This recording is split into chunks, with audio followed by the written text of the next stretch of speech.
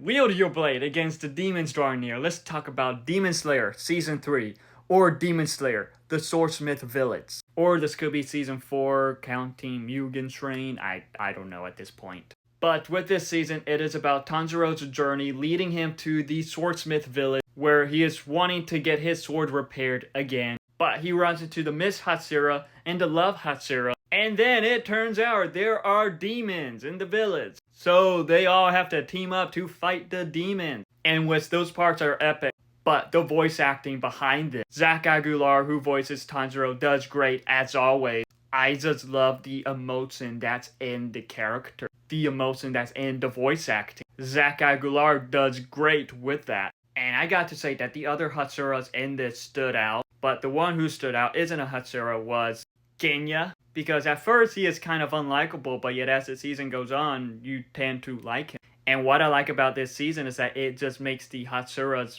likable. Well, these two. As we have Mutsuru and Mitsuri, and I thought they were great characters. It was just interesting to explore some of their backstory. And for Genya too. And the influence that Tanjiro and Nezuko has on them. With this season, we do get great Tanjiro and Nezuko moments also. Especially with that final episode. Unfortunately, we don't get a lot of Inosuke and Zenitsu, and them missing throughout this season was felt. It explains why, and I'm sure it's like this in the manga, but it was disappointing that they weren't in this season a lot. And I got to say, there were just some parts in the episode that was like, okay, kind of get to the point already. But at the same time, with this season, and just like the other seasons of Demon Slayer, the action, the sword fighting, the animation is just amazing. It is beautiful. It is epic to watch on screen. Seeing the Hatsuras use their powers, well, their abilities, seeing the demons, how they looked pretty ugly. I do think that all that was done very great. All that just looked amazing to see on screen.